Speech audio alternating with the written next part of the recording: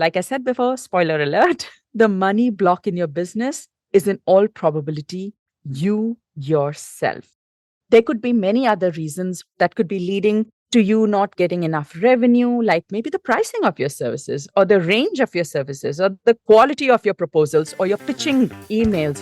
They're not hitting the nail on the head. There could be many, many factors that come into play, but I feel like these three, they really are the ones that you can put into action immediately. You can take instant action on them.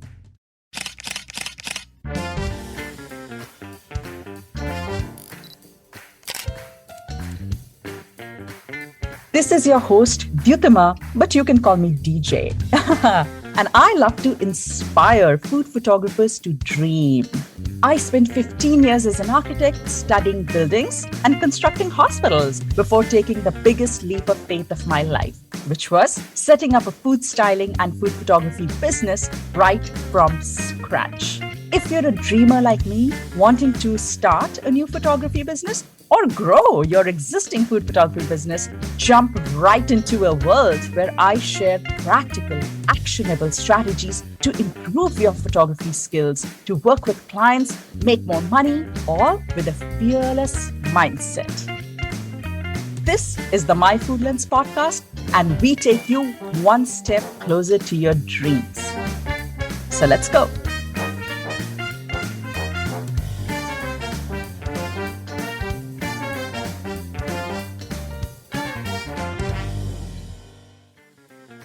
All right, so today we are talking about the few mistakes that we might be making in our business that's actually impacting how much money we make. But before we get into all the interesting discussion, tell me, have you rated our podcast on the platform that you listen, like Spotify? Have you hit the stars? If you find the podcast helpful, it's helped you in your journey, you enjoy the episodes, can you hit the stars and rate us? Also on Apple, if you're listening on Apple, just hit the stars, give us a rating so that we get pumped, energized, and we can bring better guests and we can grow the podcast. And if you want to go one step further to bring the biggest smile on my face, then please spend 1 minute in writing a review on Apple Podcasts. How this podcast has helped you, why you like it. It'll literally take 1 or 2 minutes and it'll make the show bigger, better. I'll be able to bring in bigger, better guests for you. So before we get started, if you haven't done those things, if I could just request you to do that, and then we'll get into all the juicy stuff on this episode. Okay, so if you're tuning in today, it's probably for one of these reasons. One is that you are probably not making as much as you'd like in your photography business, or maybe you'd like to make more than what you're making right now in your business. Or maybe you are curious if you're missing something in your business workflow, even though you are actually pretty happy with what you're making. So you're probably tuning in for one of these reasons. And since you're tuning in and you're interested in this episode, I'm guessing you're either a part-time or a full-time photographer. Now, if you are a part-time photographer, you're probably giving food photography all your free time. It's taking up so much of your hard work. It's taking sacrifices on your personal front. You're probably balancing another job or even your home, and you're not seeing results. You're trying to gauge whether you'll be able to turn this part-time venture into a full-time career, but you are just not making enough to clarify your doubts. That's probably one of the most common situations most part-time photographers are in.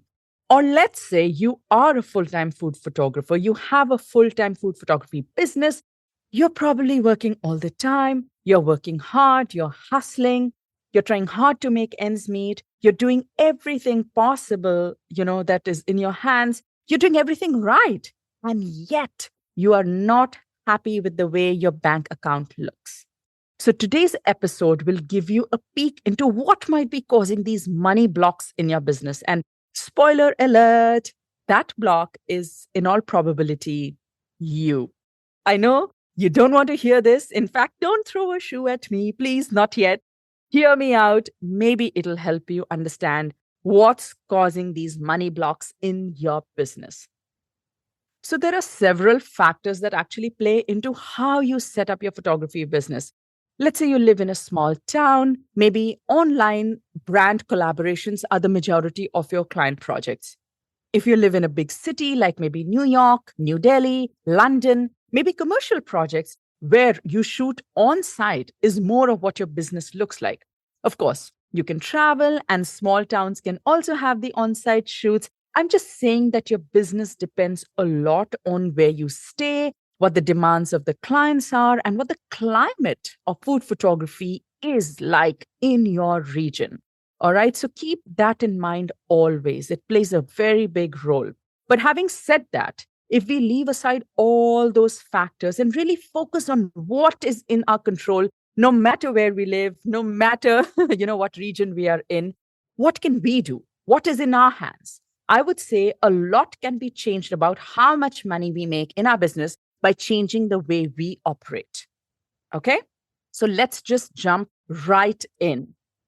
The number one mistake that you might be making is not pitching or not reaching out or not pitching enough or not reaching out enough. So if you tell me that you have so much client work that you don't really need to pitch, I will ask, does your bank balance also show that? I mean, it should be overflowing with cash as much as it's overflowing with client work, as long as you've priced your work correctly. That's important as well, right? So if that's not happening and you have a lot of client projects, and you're not overflowing with cash, then something's off. All right. But if you're not overflowing with cash and also you're not overflowing with client projects, that means you, boss, you need to pick up your pitching game. I know a lot of food photographers who actually take pride in the fact, and I think I've said this like a million times in many different episodes, but I really know a lot of food photographers who take pride in the fact that they don't need to pitch anymore. But I personally think that pitching is a healthy habit. Pitching doesn't mean that you're less or that you don't have enough jobs, but pitching is really a muscle. And I feel like that muscle should always remain flexed in our business because it is through these pitches that we not only reach more clients, but we also build brand partnerships. We create a network of friends in our industry. And if we ever need help, we always have someone to ask. All right.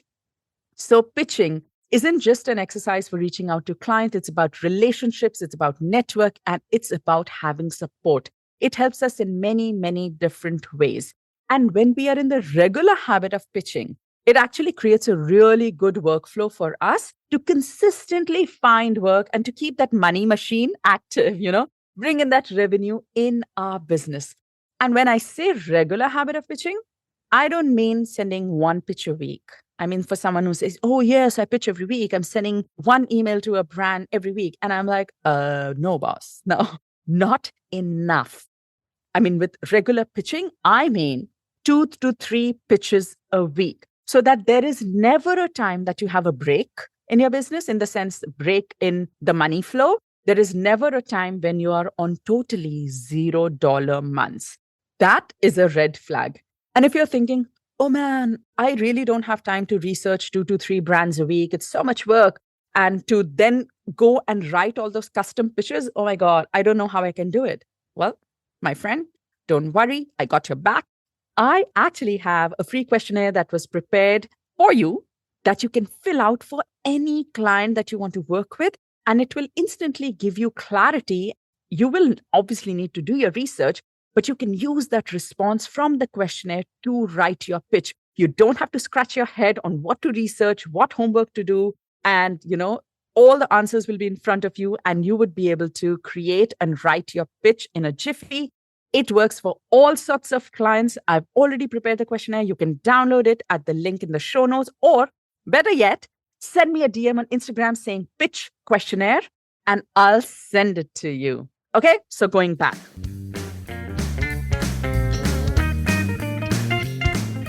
So we talked about pitching and we talked about regular pitching and how it's a healthy habit. But I feel like a related mistake to pitching is not following up on the pitches that you send out. So you send out 2 to 3 pitches a week. You wait 2 weeks to hear back and then you follow up. If you still don't hear back, you wait a few more weeks and then you again follow up. You got to keep going at this, man. You're a woodpecker. Always remember, I'm a woodpecker. I'm going to keep going at this. Follow up, follow up, follow up.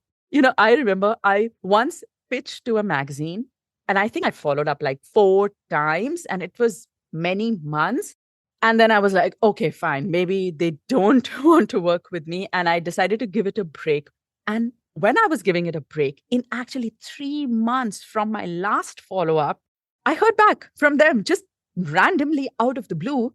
They had obviously seen my emails and they had put me on their list, but they probably didn't have the time to reply.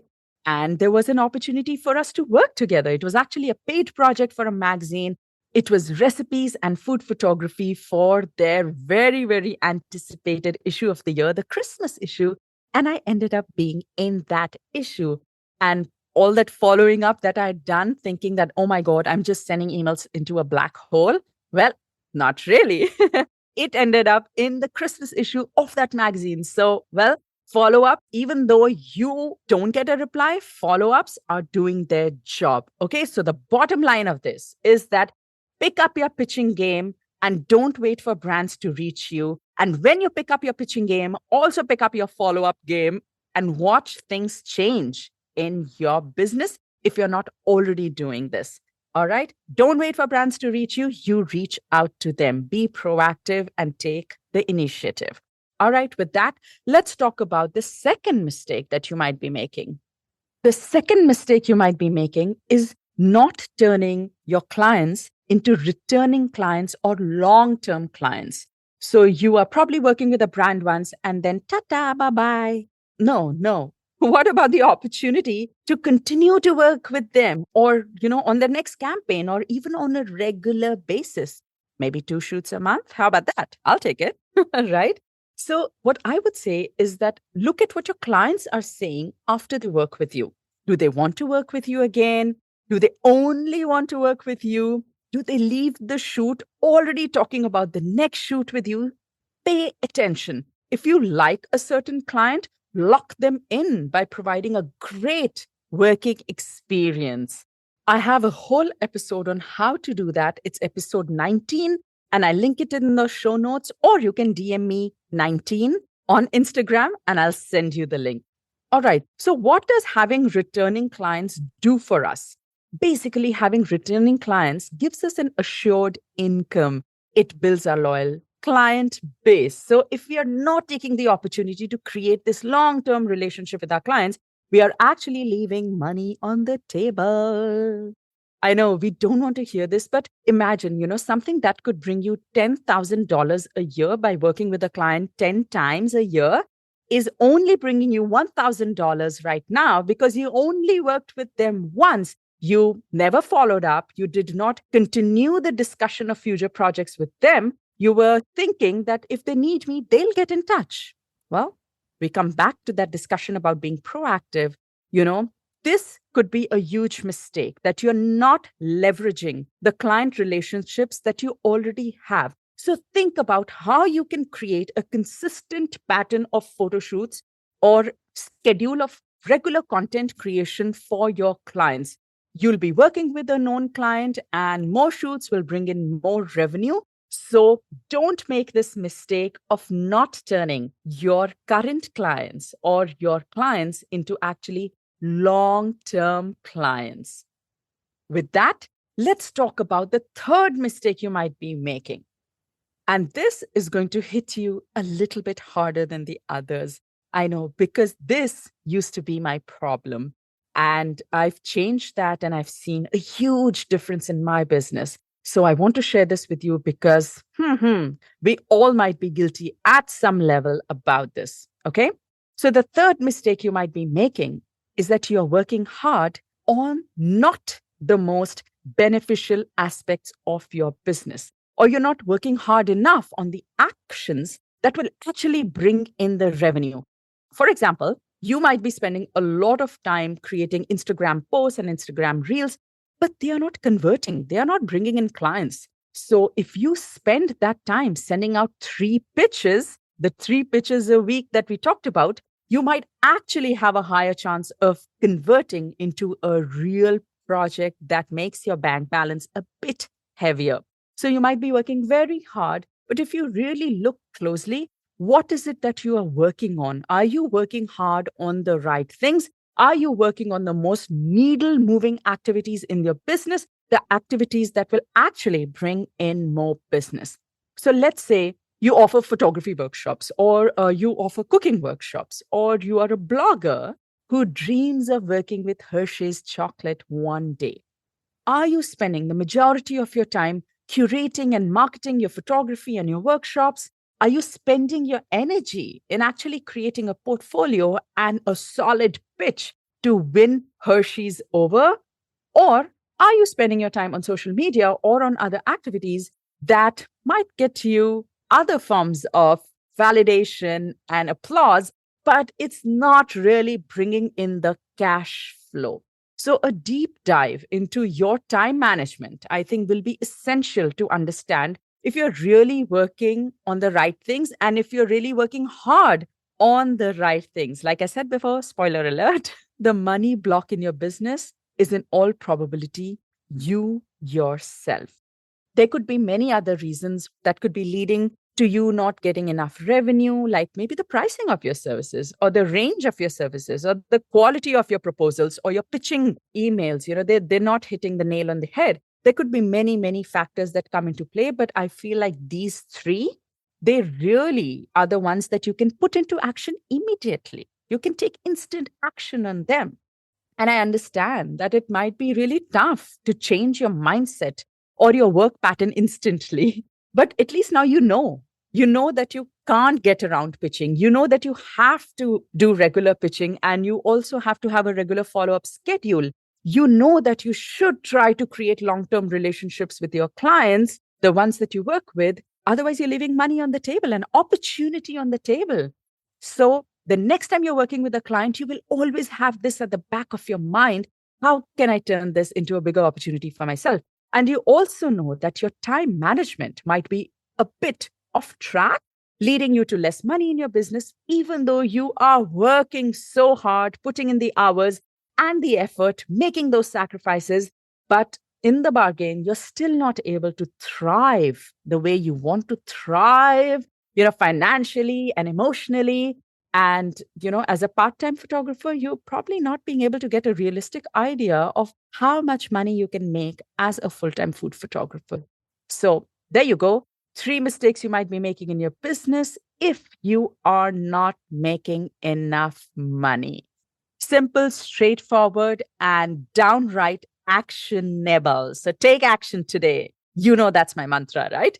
All right. So if you have any questions, or maybe you have encountered other roadblocks in bringing revenue into your business, tell me about them. Ask me your questions. You know exactly where to find me. Email me at hello@myfoodlens.com or send me a DM on Instagram at Dutama_myfoodlens. All right. I'll see you next time with another episode. Until then, bye-bye.